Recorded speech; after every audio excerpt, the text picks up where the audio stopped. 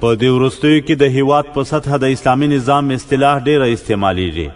شنونکي او عقدوي نقادان د اسلامي نظام له نوم سره یو ځای د سنګسار او د لاسونو غوڅول غوټه کوي.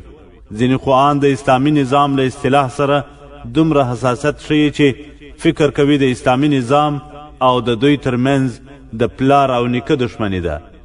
اسلامي نظام یعنی د ټولو بشري اساسي حقوقو خوندیتوب او بشر ته د انسانیت تر ټولو د عالي مقام اعاده، د بشر اساسي حقوق، د ژوند حق، د مال ساتنې حق، د عقل ساتنې حق، د عزت او ابرو ساتنې حق چې نړیواله ټولنه په ساتنه کې پاتې راغلې او لا د دې حقوقو د نقص مرتکبه سوې هم ده.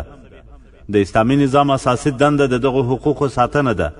یوازنی نظام چې بشر ته به د انسانیت عالي مقام اعاده کوي هغه اسلامي نظام دی.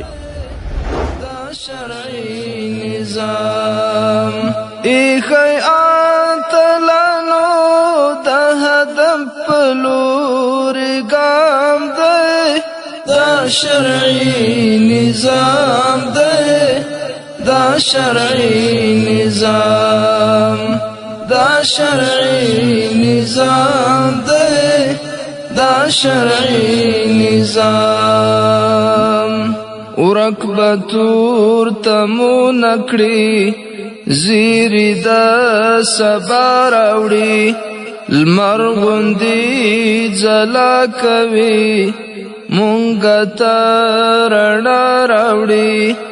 څومره سپین سپیڅلي دي پت راوړي حیا راوړي. څومره سپین سپیڅلي دي پت راوړي حیا راوړي. دوی زمونږ په زړونو کې ګټلی ستر مقام دی. دا شرعي نظام دی، دا شرعي نظام.